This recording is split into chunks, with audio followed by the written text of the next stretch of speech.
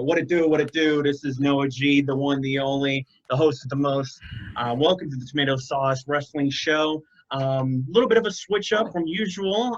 Jack Attack is MIA at the moment. My boy's getting back to work because things are starting to open back up. So it's good to hear. Glad he's things are hopefully going well from him. There's a little bit of we're all suffering at this point, but it'll, hopefully things get better. But nonetheless, wanted to keep the show going because we got a lot to say. First and foremost, if you look below me, my first guest is a man also known as Noah. Hopefully this doesn't get too confusing. Noah Foster, aka a simple man, right down here. And to my left, the man that puts the sauce in wrestling sauce, my man Pete. And lo and behold, how we all sauce met the sauce was, Pete Moss. the sauce Pete Moss. How we all met was back before the stay at home. We met in line at NXT, and they had NXT live taping, and we all got decently good seats. Honestly, and one of the last actual crowds yes, in pro wrestling before all this hit. The last one for me was actually the crazy days after that, NXT Cleveland and NXT Detroit. But yeah, pretty much mid-March. Really? You went to as far that? as crowds go, went dead. Yeah, he was on the Ohio loop for the NXT shows. I did the whole tour. Well done. Well Hey. done. What's crazy It's a was goal of mine. what it was crazy for me was like they had all the live shows prior to Mania, and then they shut everything down and started doing everything from the Performance Center. Like when AJ cut that promo on The Undertaker, like they had a live crowd, and then he couldn't talk the same type of shit anymore because all the fans were gone. Yeah, all the motivation wasn't there because we fans make them want to be that loud, that motivated, Exactly. that emotional with us. They want us to invest in what they're saying. Exactly. Since they're just talking to a mirror empty space, it's like casual day, Right. paper on the toilet. Definitely. And here's another thing. Did you guys see that they released a version of the network for free? Because It's basically like the Hulu version of that's free. Right. That probably comes with ads. Exactly. But no, Get your WWE Mattel set now. Yeah, it would not surprise me one bit. I've been a subscriber since day one, $9.99, and that ain't changing. Hell yeah. There have been several things that have frustrated me to when I got on Twitter and been like, if this happens, I'm canceling my subscription, and I never have. So Hashtag cancel subscription. I've seen that firsthand. But anyway, it's been an interesting few so bullshit. it's been an interesting few months, and even an interesting week in pro wrestling. We had kind of switching gears over to AEW. We've had incredible debuts by former WWE talent, whether it be Brody Lee or Matt Hardy. But I think, in my opinion, the thing that has got me like so overjoyed and just made me pop watching it live was FTR, formerly known as the Revival, pulling up in a truck and basically making you think they're going to attack the Young Bucks, but yet then they were like, nope, we're attacking Blade and Butcher, which was fantastic to watch, and I'm so happy for those guys.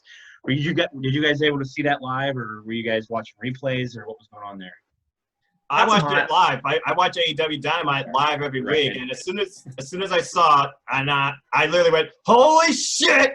Now you know this company has the best fucking tag team division in the wrestling business today." Because you want to talk about tag team wrestling, these two personify it. I could not be happier to see FTR in AEW, especially considering what their previous plans were going to be under their previous employer.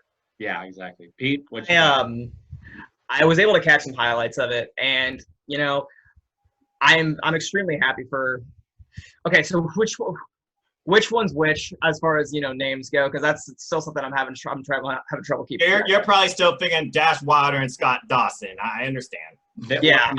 Help us out. Their new names are Wheeler, Dax Wheeler, and what was the other one? I don't remember. That I can do. It's just which is which. That's where we're gonna have some problems. They're no longer Dash Wilder and Scott Dawson. They're no longer the Revival. They're known as FTR, and but unofficially they're known as the Revolt.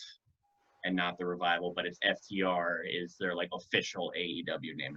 It's Dax Hardwood and Cash Wheeler. Yeah, I wasn't even close. No, you weren't. Neither was I. Not even close. Definitely. Not even close. Hey, you All Elite Wrestling. And so I'm extremely happy for them. I think it's a big move for them. As far as, you know, I've always been kind of on and off when it comes to them. You know, it's one of those things where it's like, I love what they're trying to do as far as, you know, with the traditional pro wrestling as far as that goes.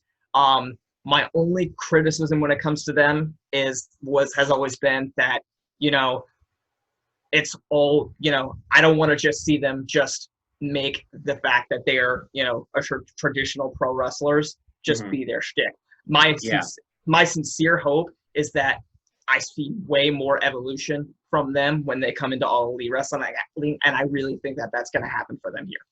I think we already got a subtle tease of that, considering the picture we always saw them have with a couple of classic Four Horsemen, including but not limited to the Enforcer, Arn Anderson. Yeah. Again, one of the things about AEW, it really is a merit-based, belt-to-belt company. So the focus primarily is more on wrestling. But I also see the character freedom available to them now that they're that they're in All Elite Wrestling. So hopefully we do get what you look for, and maybe it will start as tonight when they have their sit-down with Tony Schiavone.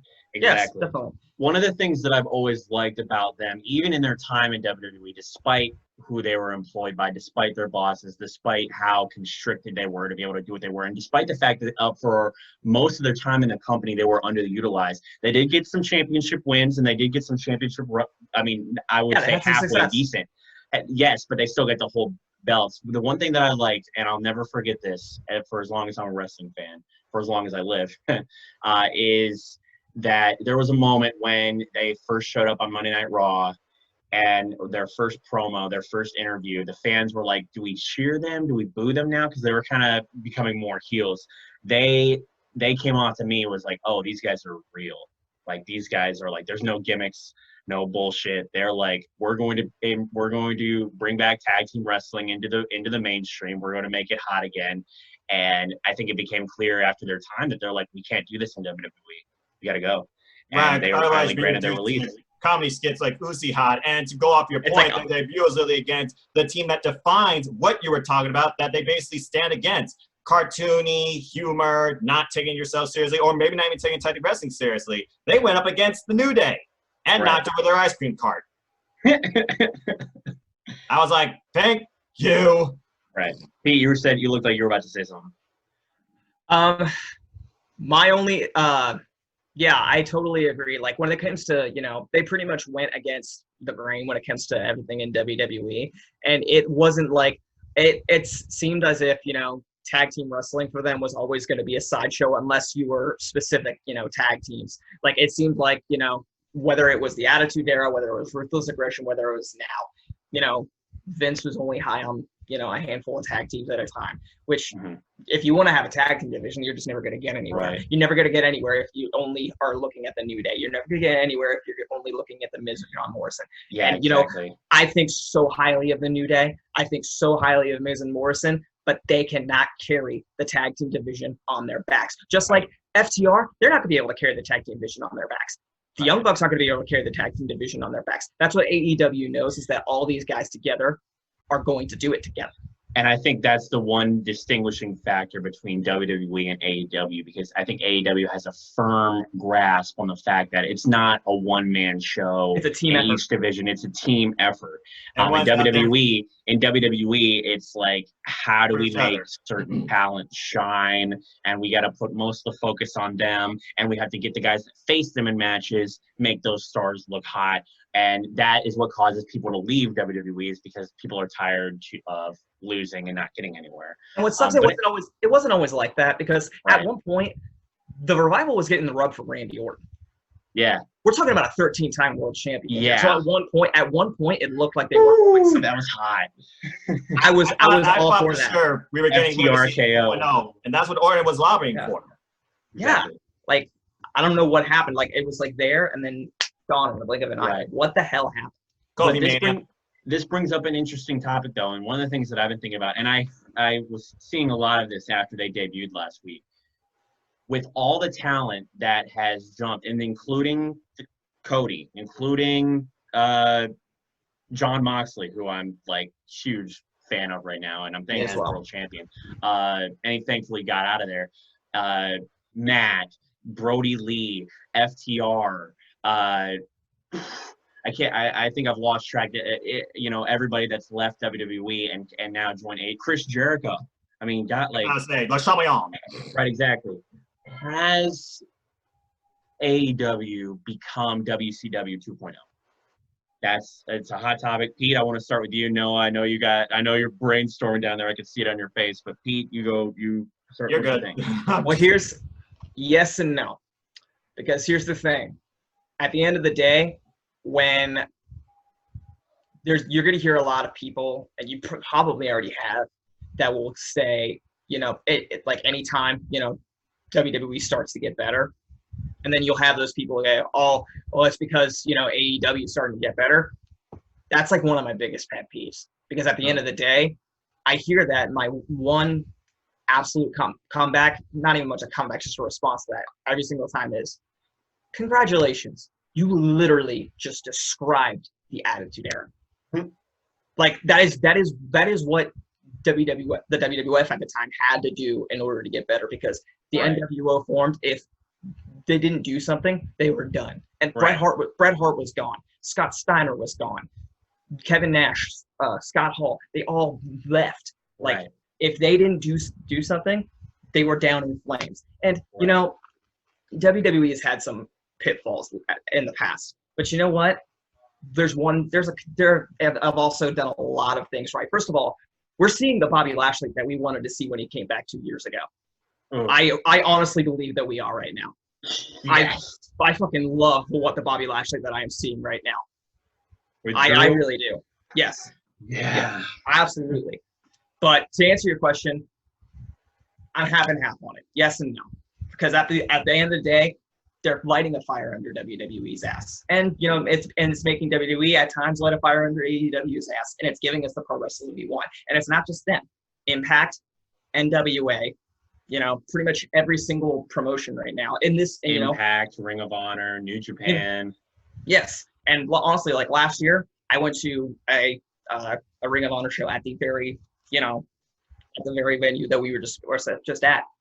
Ring of Honor puts on a show, dude. Mm-hmm. Jay Lethal, the Allure, pretty much I could go on and on with the names that put on good shows there. Ring of Honor doesn't get a lot of the credit that it used to, but nothing has changed as far as the product that they put on. Exactly. Coming from a company that was formed basically out of the confines, and basically it was the product of ECW going down the tank. That's why Ring of Honor was built in the first place. Was exactly also ECW. Also, every member of the Undisputed Era at one point had main event success in Ring of Honor. Exactly. And New Japan. Yes, let's talk about that. Yes, exactly. Adam Cole, former Ring of Honor World Champion, took on Kyle O'Reilly. And who behind me, Wrestle Kingdom. Yes.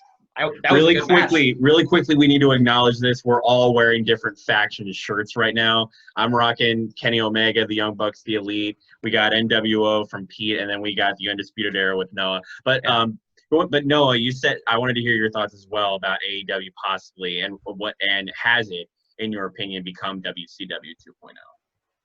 I don't really think so when you figure about the company's context on principles it wants to stand for, and the fact that you don't have one super dominating force or faction overrunning the company, okay? Everything, it's a team-based effort. Everyone has their own identity and their own character, and they're putting the spotlight on the young, hungry talent that wants to put everything they can to make that name for themselves. When this company initially started, everybody thought the Young Bucks were going to be the inaugural tag team champions. To this day, they have not. Not to mention their first opportunity to go after the tag team titles, they lost to a team that probably nobody knew, but the Young Bucks themselves were high on. They put over Private Party. Now you look at the TNT Championship, and people are thinking that Cody is the Jeff Jarrett of this company. And no, he's not, because he doesn't run the company. He helps, manages it. The leader of this company is Tony Khan, who I might add does not put himself out there as an on-screen character like Eric Bischoff. He literally does everything behind the scenes and close chats with the elite and with More Jericho when organization. it comes to creative decision making. So Exactly. under those principles, I would definitely say no. And as far as the direction with this team, agree. with the creativity, you don't have Vince Russo, so you're not going to get some crazy out of nowhere ideas. You got creative minds like Matt Hardy and Chris Jericho bringing on these one-of-a-kind scenarios where you see him arguing with a drone, or you got the Bubbly Bunch, or dare I say it, the Stadium Stampede, which I still rewatch to this day. Now, with that being said, Jim Cornette shed on that too. Yeah, with that being We'll said, get into him from later. that standpoint, this is definitely not as serious, I feel like, as the Monday Night War was, though people still claim, oh, it's the Wednesday Night War. AEW is constantly winning. NXT not doing great. Both companies, they can't compete with Raw or SmackDown. It's not like they're trying to, and really when it comes to AEW, their only competition is NXT because it's that similar-based wrestling product that the fans wanted and that we're getting. But when you look at the spread of wrestling nowadays, Ring of Honor, Impact Wrestling, NJPW, MLW, I could go on and on. Each company now defining their own identity, building their own rosters. There's more wrestling now than ever. So in my opinion, it's just a good fit across the entire industry. So to case in point, AEW is not WCW 2.0. It's Thank something God. different, and I love it. I love it too. And now this isn't a response to this question can be less in depth. It can be really quick to the point in one sentence if you can. If you need to go more in depth, it's fine. But where does AEW excel the most over WWE, and where can they improve? Tag team wrestling is where they excel at the most when you look at the depth of their division with having over 10 teams right now, I think, and literally putting tag team wrestling sometimes as literally your main event. As far as where it's struggling, I have to say it. It's the women's division. The women's division has been overshadowed, I feel like, by everything else AEW has been doing with the elite and the tag team division. However, now they have a champion that they're comparing similar to Kenny Omega. I feel that she can help elevate the division from a competitive standpoint. Yes. But they need to build more characters, okay? Britt Baker right now is their strongest character. Right. She's injured. So now you need to work off what Chris Statler I can love to possibly hate be Britt Baker. with like an Area 51 promo. What Big Swole can be. She does these PSAs on being the elite. Bring that into AEW. Bring us more character development. And that's actually WWE's biggest strength of NXT. In my opinion, NXT has the best women's division in the wrestling business. Impact maybe second. I'm definitely going to agree as far as the tag team division goes. I mean, like, honestly, if WWE actually tried, they would honestly be up there, but it just never feels like they actually put any effort into doing it. It just, they have the athletes, they have talent. It's just, it never feels like they never put any effort into putting them into the forefront. And then as far as, weaknesses, I might have to agree with you on that one too. As far character development is, it's just it does feel one dimensional at times because it's just it seems like they're focusing so much on the wrestling, and that's why do you have to choose between one or the other? I don't. Would you say the women's division is also where they need to improve as well? It could use that. I mean, but I also see that it's very much improving. Oh, it's definitely improved. I'm not going to take that away from it, but it still needs more to it. I feel that division needs more depth than anything else in AEW. Like I still take myself back to that promo between Big Swole and Britt Baker, where they were basically I'm married, baby. Oh my gosh, that that line was man. funny. And the reaction was she just froze the coffee and then walks Love away. that.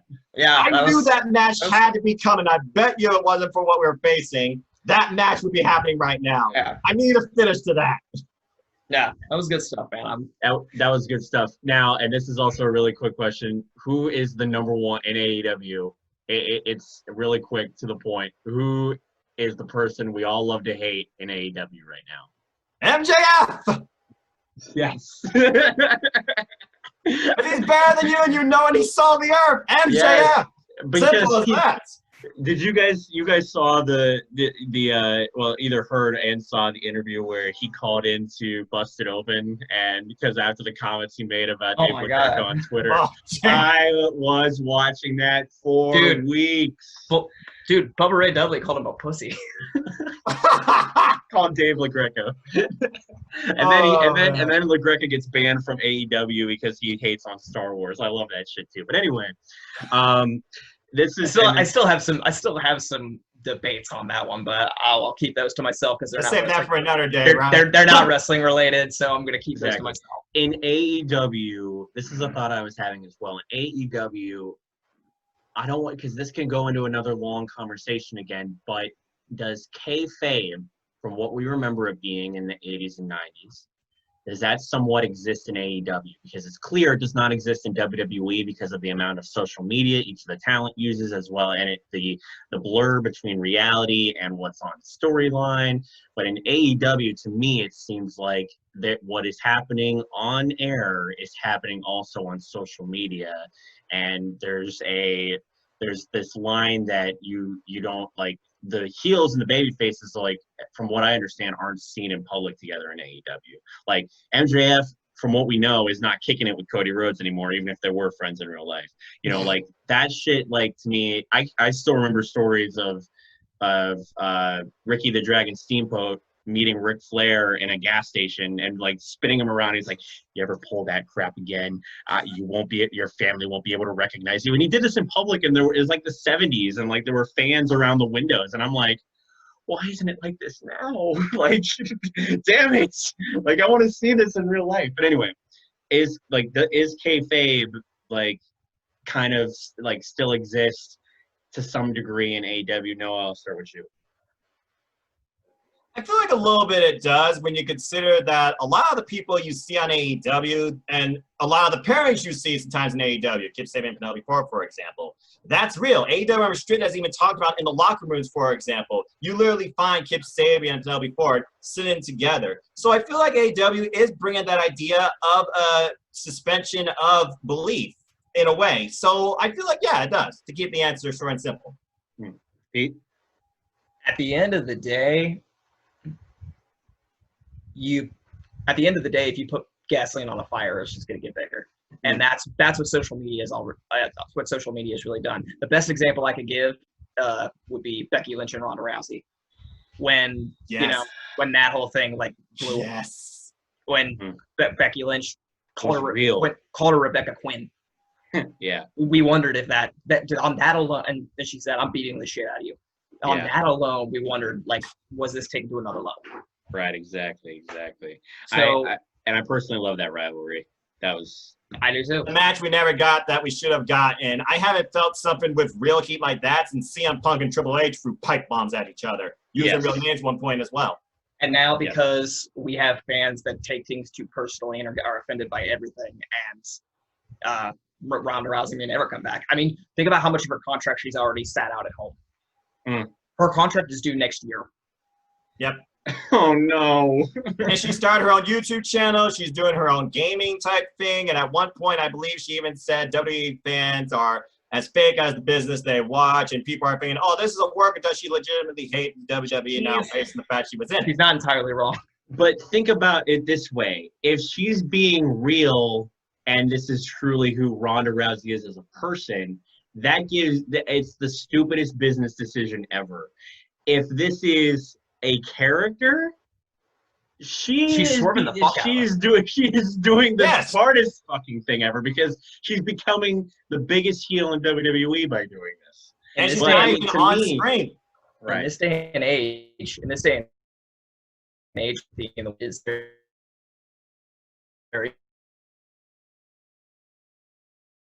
hard to hear. You feel like this person is legitimate a-hole. What the hell's wrong with you? Right. Yeah. Exactly. So what? Anyway, we got that. It was a good comparison, but, like, for the most part, kayfabe, they say it's dead in WWE. I think what's cool is that in AEW, cause of death, the internet. Death to the internet? Is that what you said? Cause of death, Twitter. Cause of death, Twitter. # spoiler. Exactly. This is not a sport. To quote one of the greatest managers of all time. This is not a prediction. It's not a prediction. It's a spoiler. Anyway, one of the things that we've seen on the subject of WWE, one of the things that has got literally everybody talking is, so it's been 2 weeks, 3 weeks now since that opening segment on Raw when Becky comes out holding the Money in the Bank briefcase, and we're all confused, like, what the hell is going on?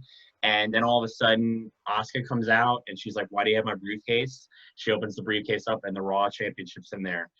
Asuka's the new champion because Becky then announces that she's going away because she's pregnant. And I got to admit, somebody in my house probably was near me was cutting onions because I couldn't help the boys. Like I was just like the tears were flowing a little bit. I was happy, and to me, it was like this solid moment of just like looking at everything in perspective, like the man character, her rising above like all the haters saying like she won't ever be anything, and she put herself over. Thinking about and then winning both championships at WrestleMania, and everything in perspective to me, and I want to get into more thoughts on it, but to me, she is the greatest female superstar. Now, I wouldn't say of all time, but of recent memory of my lifetime, I would say she's the greatest star in WWE history, female star in WWE history. She got herself over, and out of the 4 horsewomen, and we'll get into that in a little bit, biggest star out of all 4 of them. That's just my take. But did you guys see that live, or did you guys watch like the replays of it, or what were your guys' reaction to that segment on Raw? Noah, I'll start with you. I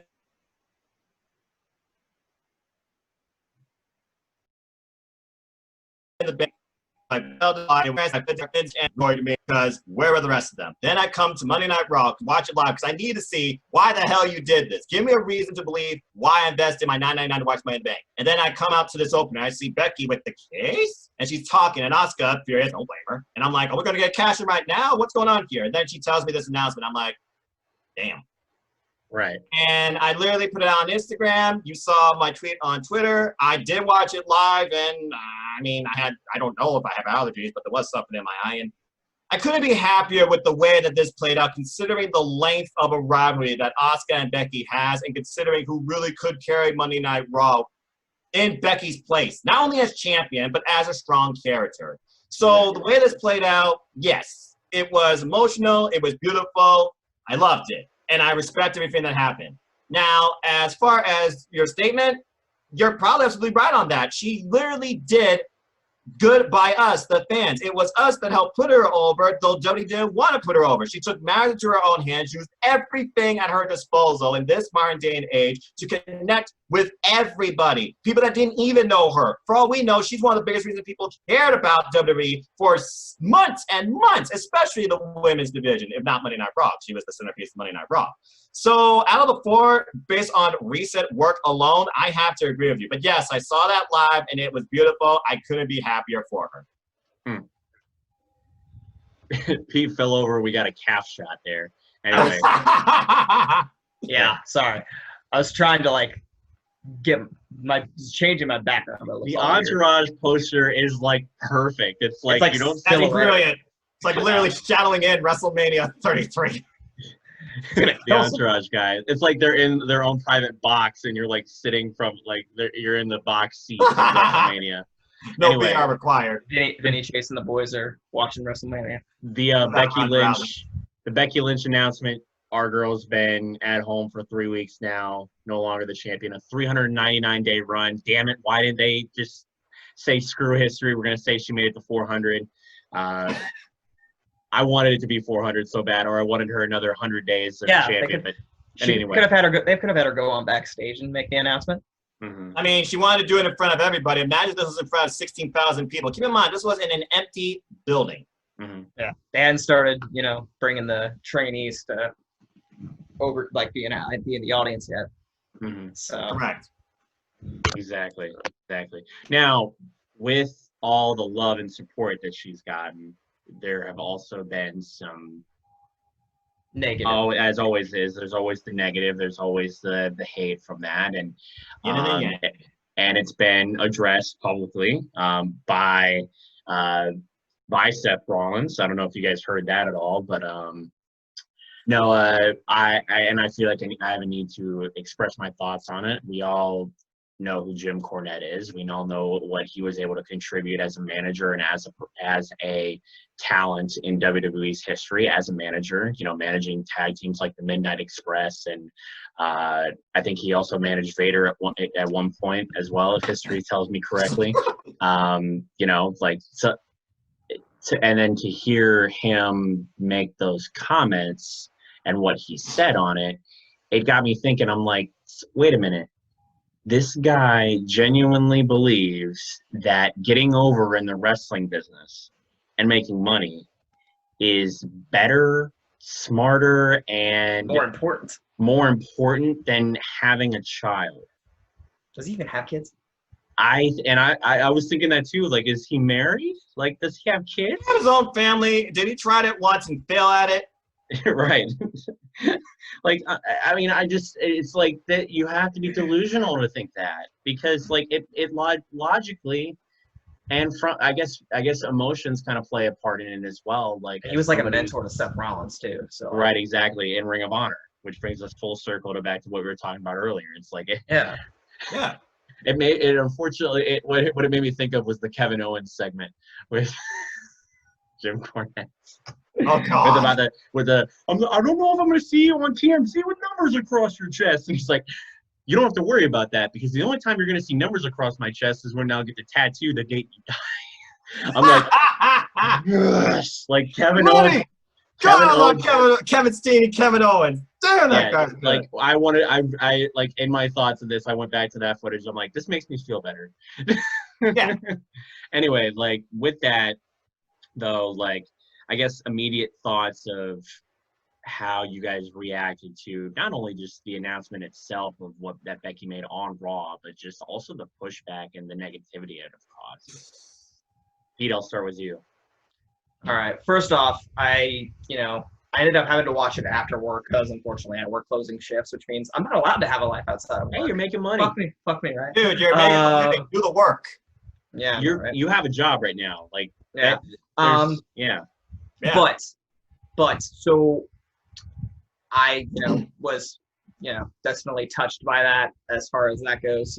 It's one of those things where it's like, it's at a certain point, being a pro wrestler, kind of takes a back seat to a lot of things. And obviously, like, I, like probably a lot of other people, thought she was hurt. Mm-hmm. Yeah. And so it was more than anything else, just gave me some peace of mind knowing that it was, instead of it being something bad for once, she came out and said it was something good. Yeah. Yeah. That was my first thing. I was like, thankfully, it's the opposite direction this time. Most of the time when you hear someone's coming out and making a big announcement, it's something bad. Like, I remember like 9 years ago when they said Edge was coming out to make an announcement. What happened? He fucking retired. Oh. There are a few moments in wrestling that have actually made me cry. I bawled like a little bitch when that happened. Daniel Bryan did that to me as well. Oh, Daniel Bryan, Paige. Oh, I was like heartbroken. It's usually retirements too. Like, yes. The fact that they're giving their own segment. The fact that they're giving their own segment to do that, and they deserve it too. They deserve it, absolutely. It's like, yeah. And then obviously the Jim Cornette stuff, like.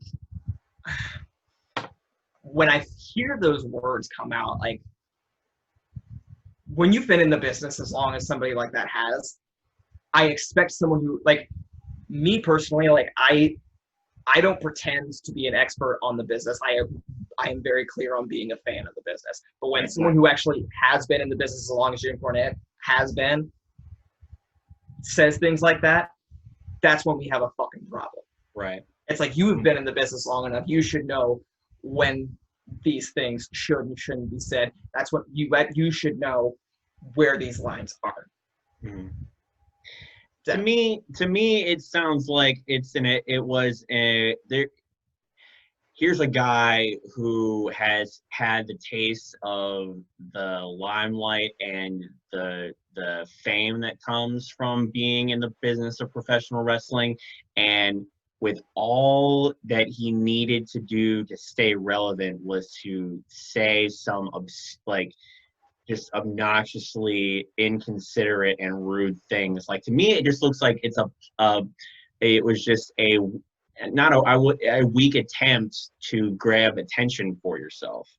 And he poked a hornet's nest. He poked a hornet's nest because not only do you get backlash from him and the fans, but you have loss of respect from everybody in the business. I mean, including Seth Rollins. Including Seth Rollins, who without a doubt is one of the greatest performers in WWE right now. Agreed. I mean, despite what people say. Despite what people say. And his character, well, okay, let's be honest. In the past few months, Seth Rollins' character has been just up in the air, something else. It's been questionable. Like, I love he was on a journey of enlightenment for himself. I think we finally saw the peak of that after WrestleMania, where he came out that way, and then the following week he felt sorry for what he did to Rey Mysterio. I loved the heel turn when it first happened. It just started going from here. Right. I think he just did too much with it. And also, on just random thought here, I hate his new music. Yeah, I do hate it. I hate it. I saw someone did an edit on Twitter where they took his entrance from Money in the Bank and then they put "Jesus Walks" by Kanye West on. It was him, and the caption was, "It lines up perfectly, as he steps in here." Jesus walks. And I'm like, this is so good. I'm like, they need to. His other music was just so good. Exactly. Well, without CFLS, who we don't know is even with the company anymore, and especially without Jim Johnson, WWE entrance music has kind of fallen to the wayside to be. Who's doing it now? Yeah, it's not CFOs, because CFOs is gone. They've been long gone. Gone. We have no idea who does the music now. They're more hidden than Jim Johnson, and that's saying something. Yeah, no idea. Maybe they'll just have all the superstars start getting in the studio themselves and trying to make shit on their own. Depending on put a button on a mix board and a soundboard, add a guitar with, boom, there's your music. Depending on who you got, you might have some luck with that. Some of those guys, low key, are good. But have you seen Beth Phoenix actually? He's got some talent on the axe. Right. Yes. She does. Okay. And now, here's another question I had. So moving on, but still strictly talking into WWE, if there is one male superstar and one female that you want to see get a push within the next year, who would it be? Noah, you first. I feel like it's finally slowing to start on SmackDown with this one, because I believe that after her incredible drama-type promo, and I know what she's capable of in the ring, I feel like maybe we'll finally see Sonya Deville going towards the title picture. I feel like she has a lot of potential, and I really want to see Sonya Deville versus Bayley for that title. Yes. And as far as males, there's a long lexicon of people, but I'll keep saying it until the cows come home and something happens. Push freaking Cesaro! Cesaro has everything to him when it comes to in-ring work, athleticism, talent, and character. He can speak several languages. Give him some time to work on his promo game. I can't imagine why else you do not push this guy. And the fifth of farthest he's ever gotten is United States Championship and Raw Tag Team Championship. Why has he not been challenging for the freaking world title or WWE title? You're telling me you can't set up a match like Braun Strowman versus Cesaro, or even weird draft-wise, I would love to see Drew McIntyre versus Cesaro. We've already seen how many incredible matches Cesaro can have. He just had amazing matches with Daniel Bryan, and I remember watching those two back in the indie scene, and El Generico too. Why is this guy not in your world championship picture? So yeah, those are my two, Cesaro and Sonya Deville. Pete? So we've already seen a pretty decent, at least, more push for this guy, at least more so than what he had before. But I would definitely like to see more of it, just because, this after what I saw on Raw, and that's Aleister Black. Yes, absolutely. Which it's one of how Raw has been lately. But Aleister Black just beat Seth fucking Rollins. Not Seth freaking Rollins, Seth fucking Rollins. that is a chip on. That is a feather in the goddamn cap. Yeah. Whether it's the architect, whether it's the Messiah, a victory over Seth Rollins is a victory over Seth Rollins, and that's saying a lot. I'd say that is something to take to the moon. And for me, I don't think they just give that to somebody who they didn't have plans for. And like with Murphy, for example. I mean, yeah, he's one of Seth Rollins' cronies right now, but at the same time, that's still further than he was a year ago. Yes. And I was saying that he was going to do something at this time a year ago when he was putting on a classic with Roman Reigns. Yes, that was his breakout match in the main roster. Yes. You know what else he did?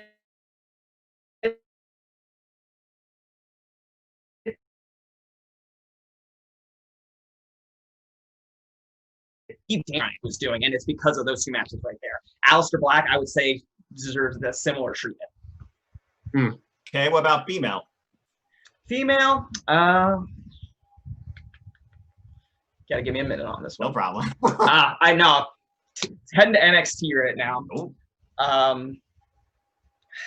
Just because she's been through the fucking ringer, and I feel like because of that, and also because that, would make for a great story when things finally go up for her, I gotta say Tegan Nox.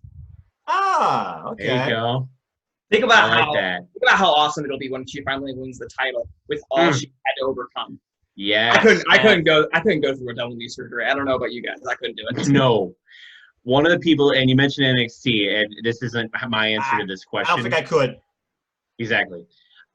This isn't my answer to this question, but when I think about NXT, one of the people that I just love to hate and really just causes me to scream at the fucking TV is anytime Dakota Kai is near the ring with Raquel in the ring, helping her to win her matches, or Dakota Kai is cheap shotting a win. I'm just like, it makes me pull my hair out. I'm like, I want to hate you, but you're doing so good. You're like a great she was heel. voted breakout star of the year last year. She has all the potential in the world. She broke out after War Games when she turned heel. It's like the female equivalent of Shawn and Diesel. I feel like that's what I'm looking at. Exactly. I agree. That street fight was exemplified right there, and now she's got a bodyguard. As much as I agree with Noah on the female stars of Sonya Deville, because I've been wanting her to get a singles push since like Absolution broke up, and I kind of wanted her and Mandy to win tag titles. That never happened. Nope. I've wanted them to split for such a long time, and I've always been a fan of her just because she, in my opinion, there's a select portion of the fans who support her. She has her own following. The fans are getting behind her. They're loving what she's doing right now. I think this is somebody who could possibly win if they do a women's Royal Rumble match in the future. Hopefully they do. She could be a contender for that.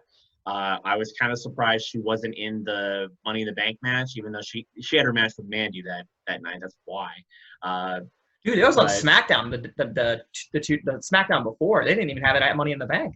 Correct. Right. I was surprised about that too. I was shocked. There was a lot of heat behind that feud. You could have made that a big time pay-per-view match. Right.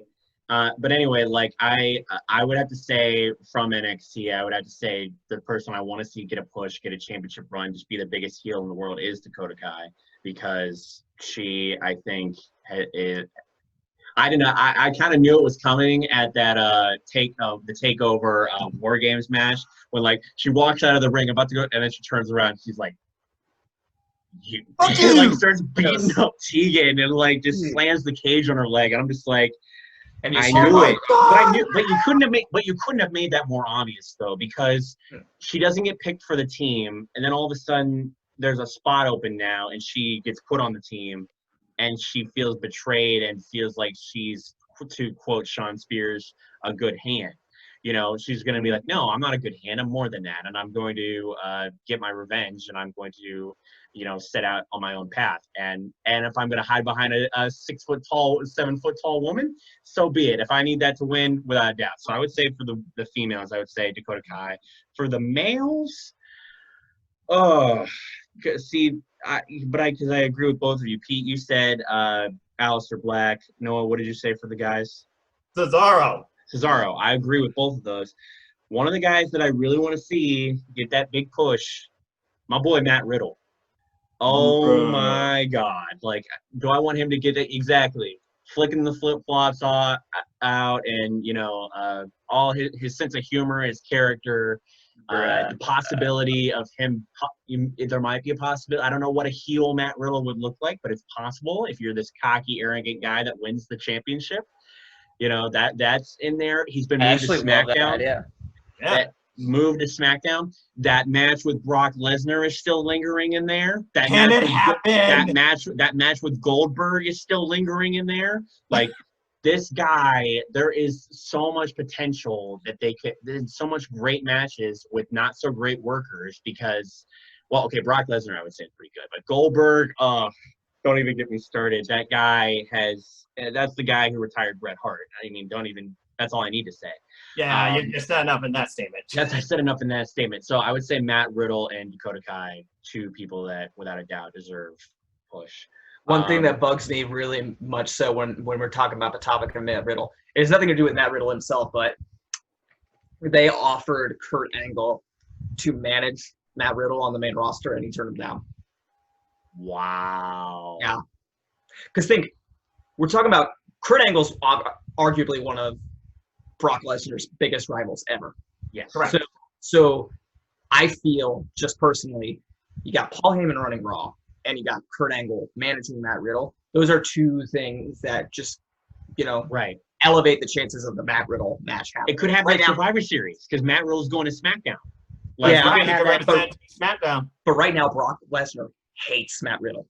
But if he's got two people advocating for it, because you got Paul Heyman who loves Matt Riddle, and you got Kurt Angle who's managing Matt Riddle, the chances are a little bit better. Because Kurt Angle and Paul could both go to Brock and be like, "Hey, let's make this happen." But if Kurt's not about it, then that's the thing. Paul's gonna do whatever Brock wants to do.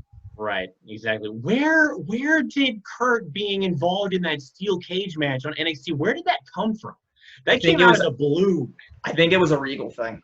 It had to be a Regal thing because we know all of the respect Regal and Angle have for each other, and it was either a Regal. He knows a thing or two about fighting in cages, I guess, but still, Kurt Angle of all people for this type of unique match showing, it just felt so weird. And who knows if we'll ever see him in NXT again. But the match itself, though, whoa, that was wild. Talk about like crossing the line between what a wrestling steel cage match is and a UFC fight. Like my boy Matt Riddle showed up and kicked this guy in the face. Knocked two of his teeth out allegedly, and there was blood. He didn't have much teeth to begin with. Right. Exactly. Okay, so let's see. We mentioned a couple of things. Pete, I heard you say earlier you had some thoughts about you wanted to bring up something you had some thoughts in your mind. You wanted to bring something into the table. Two things. First one. So anybody who knows me knows that I'm not the biggest fan of Dave Meltzer. I'm even less of a fan of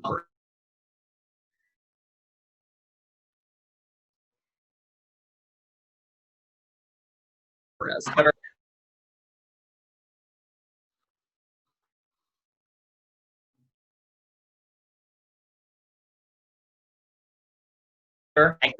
Bottom line is, the reason I'm bringing them up is because I heard from a source who heard from them that an Adam Cole call-up could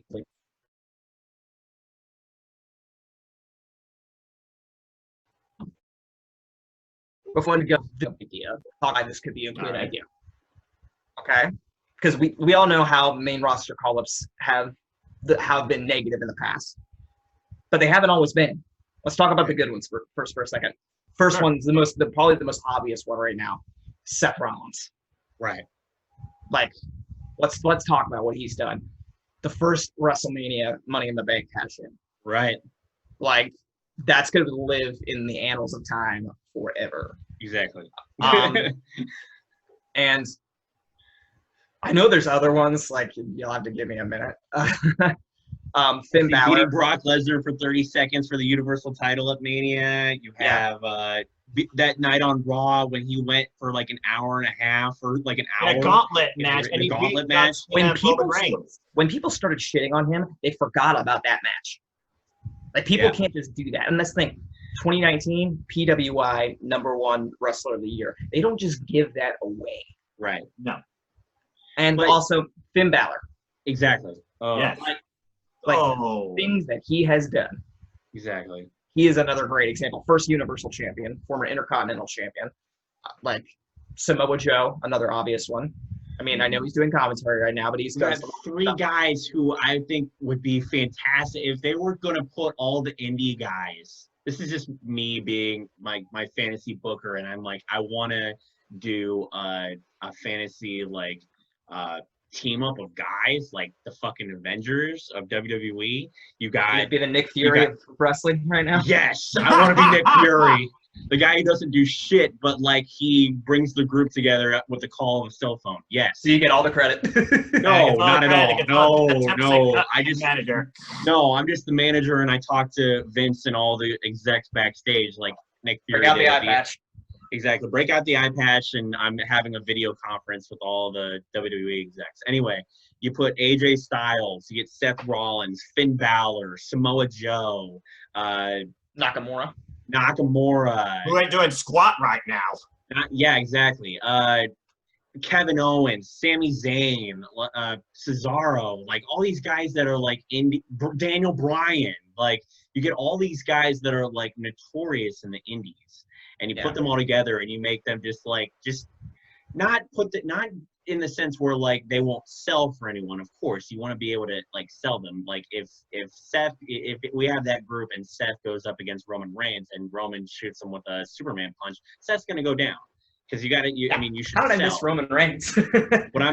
Oh my God, yeah.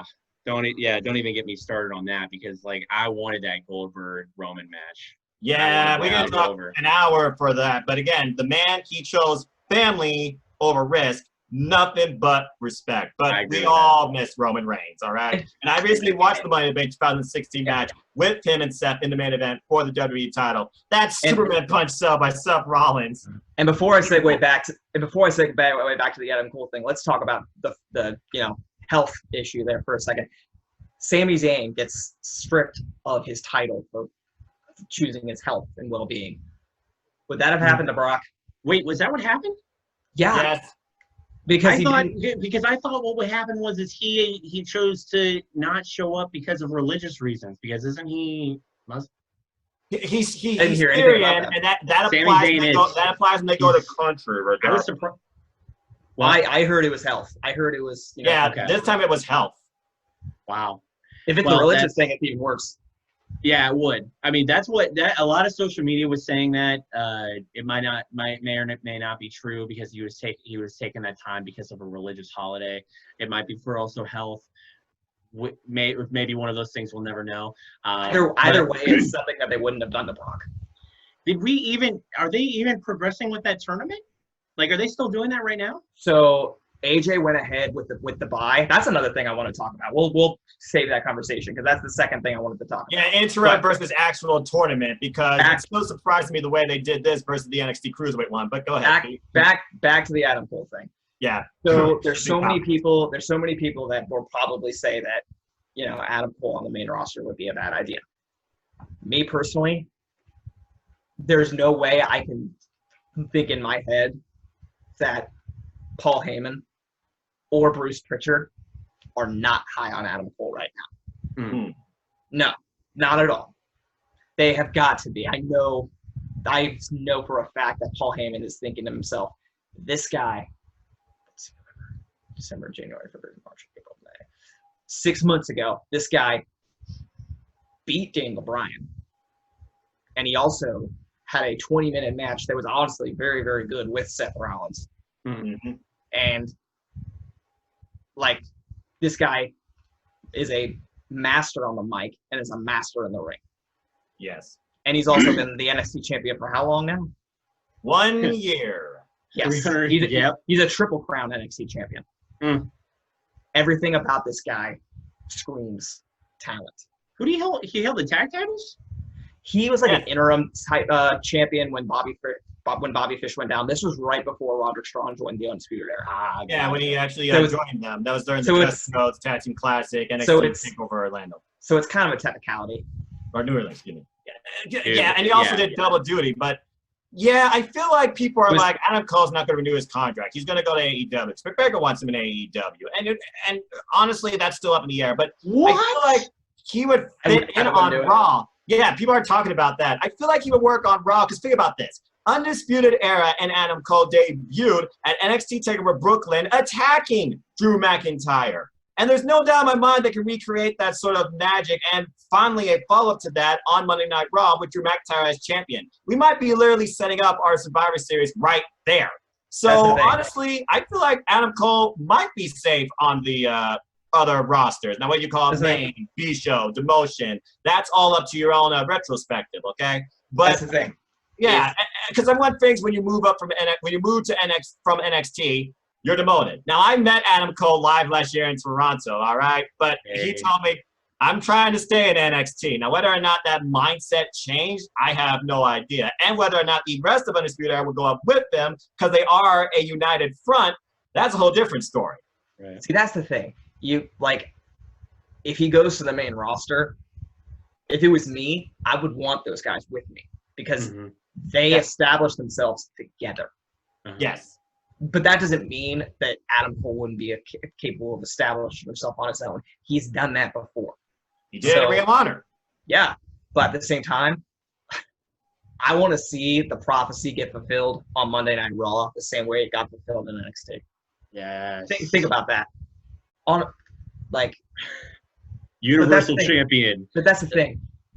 What is it? United States champion and tag team champions on all the members of the Undisputed Era on Monday Night Raw. But but that's a 4-man group though. Who would step up to challenge them on would you do like individual stars, but you'd still have them presented as a united front, or would you, because knowing Vince, what he would do is, damn it, we gotta give these guys a challenge, and we gotta come up with this ragtag team of 4 guys to face off the Undisputed Era, kind of like what happened with the Shield and Braun Strowman. I think it depends. These are my dogs. I think it depends whether or not Vince literally views it as faction warfare or just individuals like Evolution, for example. Because again, tag team division. Roderick Strong can carry the mid-card division. Adam Cole, he can carry the top division. So I guess it really depends if you try and book these guys like Evolution. Because honestly, Evolution didn't have a lot of 4-on-4 matches. And we've seen already Raw try to do out-of-nowhere tag teams. What happened to Ricochet and Cedric Alexander? Just saying. Well, they did say that Vince had a fuck it mentality now. Yeah. He has that every minute. If he had a fuck it mentality, he'd be doing what the fans wanted. I mean, and we wouldn't have lost John Moxley and Jericho and the Revival and all these guys that left to go on to AEW. But that's another thing. That's another subject. Yes, but that's the thing. Like, at the end of the day, I do want to. I love NXT. Mm-hmm. I want to make that very clear. But I do want to see the shows, like the main stage shows, get back to that point where stars want to get back there, because it used to be a dream of main eventing WrestleMania. Then I feel like guys have lost their motivation to do that. Right. A lot of at the end of the day, winning the WWE Championship used to be like the goal for people. Like, this is the same championship that Bruno Sammartino, Ric Flair, Hulk Hogan, Shawn Michaels, Triple H, John Cena, all these guys have held. CM Punk. It's CM Punk, yeah. Edge. It's like Edge, even, yeah. Like, I could go on and on and on and on. Like, 52 names specifically have held this name, and like, it used to be, that you wanted your name linked to these guys. Mm-hmm. But now it's like, it should, yeah. It's like, at some point, Vince needs to understand, it's like, this is the biggest title. You have the biggest title in the company right now, and you're making it that no one wants to go after it right now. If I had to give a real reason why you need to step your fucking game up, that's it. Yes. There you go. Make the drive worth it, not just the fact that you can carry a prop. This holds real value. Remember what you came into this business for. It's not just a leather strap with gold. It's not just a strap with gold plates attached. And your own personalized side plates now versus just a nameplate. Right. Exactly. Yeah, I'm glad they did that in hindsight. It makes it feel more personal. I will say. Yeah. It's such as your name. Yeah. Really quick. Okay. Now here's another topic of conversation. Now we're going we're going into wide range. It can be from WWE, any company that you want to go to. I'm lowering the floodgates. You guys can pick anything you want. But with this question, I got to ask it. If you could go back in time and view any match in history, which one would it be? Oh, God. Are we talking about live? We're talking about live. If you could be live at any show in history, and whether it's before you were born or during your lifetime when you're 2 years old, it doesn't matter. Back in time, it could be the matches that happened yesterday that you didn't go to. It doesn't matter. Like, if I'm saying if you could go back in time and view one match, which one would it be? If I have to pick one off the top of my head so we don't stay here for another hour, it's going to be simply this. That's still probably one of my top 5 WWE matches of all time. Shawn Michaels versus The Undertaker, WrestleMania 25. Wow. The match that I thought should have ended the streak and was probably Undertaker's last great match, truly in my opinion, of his entire streak / WrestleMania / career, where I thought Shawn was this close to doing it after kicking out of the Tombstone Piledriver. And you had the perfect commentary duo of good old Jr. and Jerry King Lawler calling this. Michael just on standby. Everything about that match felt like it was the biggest match in both those men's career, and I can't believe I wasn't there to see it live. If I could go back in time to see one match, it would be that. Okay. Hot take.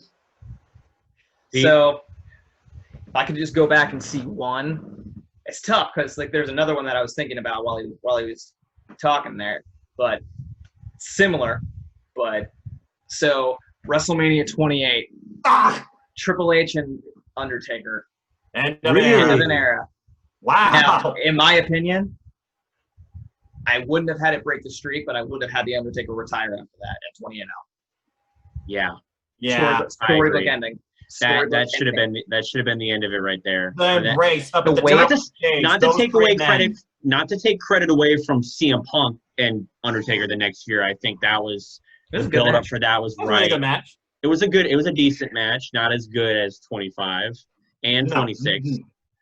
In my opinion, 25, 26, 27, 28, that trilogy, but that Quadruple.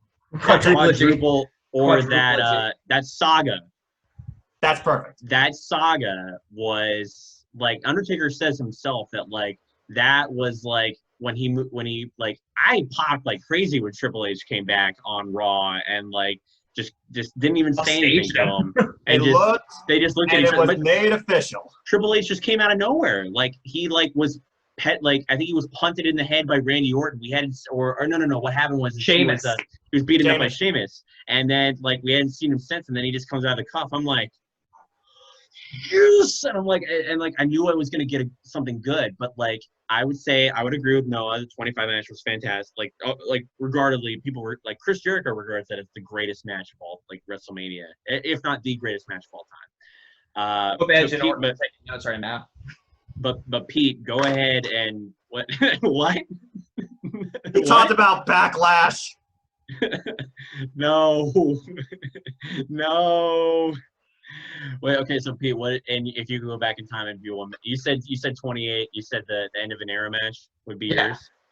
All right, I'm going further back in history than you guys then, because my match to go back in time and see would be the match that a lot of people regard as one of the greatest WrestleMania matches of all time, and it would be Bret Hart versus Stone Cold in the submission match, because that was the birth of Stone Cold Steve Austin, the babyface, and that was the birth of, without a doubt, the greatest, the star that made the most money and got the most over with the fans. Like that was the birth of, this was after, if I'm not mistaken, it was after the Austin 316 says I just whipped your ass. Like that was like after this match began to put into motion the Stone Cold Steve Austin that would be so over with the fans, and due to his rivalry with Mr. McMahon, and also it put Bret Hart on a trajectory of, well, we all know how that turned out. Anyway, I could go on and on about. It was a great match. It was prior to the Owen Hart incident with Stone Cold. This was back when Stone Cold was a real worker. And not to say that I'm not discrediting his work after he got injured, but I'm saying that like this was when Stone Cold could really hard to work when you're hurt, man. Huh? It's hard to work. It's hard to work when you have certain injuries, man. And they still went with it, and they did their best with it. but it's that match. Recommended. It's the match with, like, when they did the WrestleMania 3 repeat on cable television, and I actually saw on my TV screen Andre and Hogan. I'm like, irresistible force meets the immovable object. I love this. Like, this is like old school wrestling, but it's like, this was back when the crowd was huge. Like, there were like damn near 100,000 people in attendance that night. And, like, listening to Gorilla Monsoon live had to have been the coolest thing ever. yeah. Like, it's the 13 match. It's the match with Hogan and Andre. I think it's WrestleMania 15 with Rock and Stone Cold, like the match where the start of their trilogy. Yes, I have an honorable mention that I would like to give, and it's only because it was in Columbus. I was about 12 years old, and I still beat myself up for the fact that I didn't go. It was Triple H versus Shawn Michaels, Hell in a Cell. Damn it! I honestly think that is the best Hell in a Cell match of all time. People talk about Undertaker and Mick Foley, but that match, they beat the shit out of each other. Bad blood over 40 minutes inside a much smaller, I might add, roof Hell in a Cell. Those guys killed each other. It's like an illusion to get Triple H out of the ring.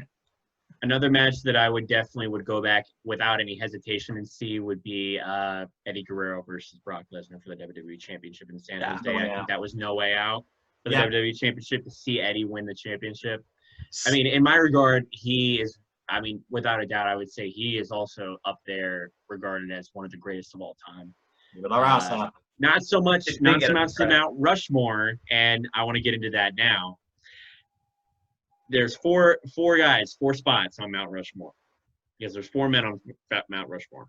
Yeah. In your guys' opinion, who is your Mount Rushmore in regards to the wrestling business? And this will be our segue home. This will take us home. What is your guys' Mount Rushmore of superstars in the WWE? Pete, we'll start with you. Okay. Before I answer that, I just want to say something about that match. I had somebody like get into a agreement with me saying about that match, saying that Eddie Guerrero, that he didn't, match, No Way Out, that he needed Goldberg to win, that he didn't win it clean. They got back up and fought for at least another 5 minutes. Eddie hit him with the Eddie Brock match. Brock Lesnar. Yeah, after the spear, Eddie hit him with they fought for another 5 minutes, hit him with a DDT, and then he hit him with the frog splash. He said that he needed Goldberg's help to win him. He didn't. No, not at all. But to answer your question, I've gotten mixed reactions about mine, and I think I told you guys mine, but we'll say it again. Bruno Sammartino. Very good. The Nature Boy Ric Flair. Woo! Woo! If you don't put it's got to be there. Exactly. He has to. Andre the Giant. Whoa. Okay. And The Undertaker. That's pretty solid. Yeah. Hell yeah. Yeah. Damn. I think I covered all the bases there. Like, I can't, like, there. It's a hard question. It's so interchangeable, but it's like you can't argue with that. I think it's because it's so subjective, but it's like there are certain things that made pro wrestling what it is, and those are the guys that I think brought it to the table more than anything else during their time period. Yeah, so, and it'd be easy for us just to say I agree with you, repeat the same thing. So I'm just gonna try and change it up a little bit based on diversity, and not to try and repeat you, because you took like 3 of them. Okay. Did I really? I don't feel bad. Yeah, it's all right. For me, like 2 for me. Yeah, for me though, still I gotta go with Shawn Michaels definitely being there with everything he's done with the business. I felt bad. Despite all the heat, all the moments, the back and forth, Bret will always take a place in my heart. So I definitely gotta use Bret the Hitman Hart. Excuse me. Stone Cold Steve Austin, even in 2020, will still give you the loudest pop versus anybody then, now, and forever. So Stone Cold Steve Austin. And last, that's the tough one though, right there. You know what? He might only be Hollywood, but he still have made one hell of an impact, and is still one of the biggest things to date, even outside WWE. I'm gonna go with The Rock. There you go. So with Pete, it's Andre. You said Undertaker, Ric Flair, and Bruno. Yeah. Solid. And then with Noah, it was, say yours one more time real quick. Shawn Michaels, Bret the Hitman Hart, Stone Cold Steve Austin, and The Rock. You both took 2, and even though 2 from my You can list. still use them. It's not I'll like still- they're- I'm gonna still use them. I'm gonna still use them. I'm gonna still use them. My top 4. Now, when you go off a champion, a guy who will go down in history for his number of championship reigns, who defended the title across the planet, and basically put professional wrestling on the map, and he was an incredible worker. You got to go with Nature Boy Ric Flair. For match quality, who is able to adapt to any single type of a style and make it look good, and is able to be also an overall great worker. And my number 1 and my number 2 have met in a WrestleMania match, which is crazy. I got to go with Shawn Michaels. WrestleMania 24 was the first pay-per-view I ever. It's another moment that made me cry. Another And I moment. would love to have seen that live too. Ric Flair's final in-ring match. That was just. That's not true. He went to TNA. You can't forget that. Tried. We discredit that because it was Ric Flair went on record and said, I needed the money. I like the guys. I just did it for the money. I apologize to Vince like profusely for going to TNA. I shouldn't have done that, but I needed the money. But anyway, that wasn't his last match. We all know that. So yeah, Ric Flair and Shawn Michaels. Now, overall, when you think of character as well as in ring, and has been able to produce quality matches, but character development and holding on and not breaking kayfabe and keeping the character alive for as long as you have, got to give it to Taker. Taker's top is made number 3. And then number 4, I had a debate about number 4 because I wanted to include somebody else who was an incredible worker and maybe somebody from present day. But I changed my mind, and I put in probably the most over talent that has ever existed in WWE, the person that has made WWE the most money and has, related with the fans, become the biggest star ever in WWE history. You got to give it to Stone Cold. Yeah. Those 4 guys are not only at one point, I don't want to say that, but like, because they're all 50, 60, 70 years plus now, but what they were able to contribute to the business made everything. It basically it covers everything in regards to what essentially needs to happen as a WWE superstar. And yeah, holy crap, boys! What a closer! What a closer! statement. Exactly. Well, dudes, I could talk about this from on and on and on. I can keep talking to you guys all night about it, but for the night's show, we're gonna cut it there. I did appreciate you both coming on. It's awesome to reunite with you guys, given the current circumstances. I hope you guys are all doing well and safe and healthy and all that. This has been another episode of the Tomato Sauce Wrestling Show. I'll leave everybody on these closing thoughts. May those who love us, love us. May those who hate us, may God turn their hearts. And if he cannot turn their hearts, may he turn their ankles, so that we may know them by their limping. Well said. All right, guys. I'll keep it. Yeah, I'll see you guys later. It was awesome. Take care, boys. Bye.